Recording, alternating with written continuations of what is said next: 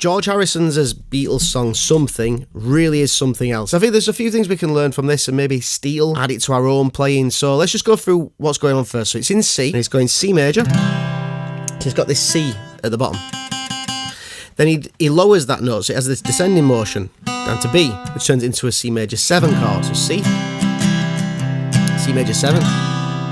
Then he lowers it again, so this B turned into B flat, which we can play here, which is now a C dominant 7th chord, which leads us to the 4 chord F. But he also does the same kind of descending motion on the 6th chord. So the 6th chord in C, 1, 2, 3, 4, 5, 6, is A minor, and he does the same kind of thing. So we're going to take this A note in the octave, and he lowers it down, A flat, and then down to G.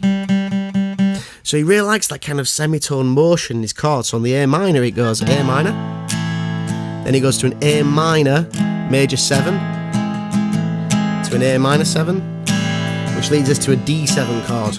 So I figured, why not try using this descending motion in the same way that he has on the 1 chord and the 6 chord, and see if I can come up with a chord progression myself. Chord charts available for free from the description box below. So my chord progression I've done in G, and it starts with a G major chord. It's got that G note on top, you see. Then I'm going to lower that down to an F sharp, so it's a G major 7.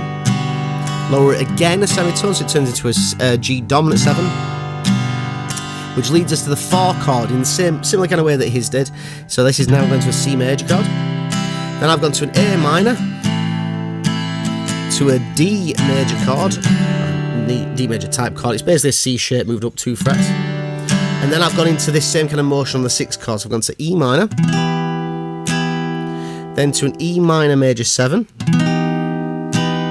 E minor 7, and then I want to go to an A, because I like this motion.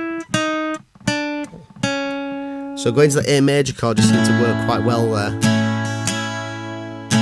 Then I've gone to a C major 7, to a D dominant 7, which leads me back to the beginning. So let me play that through.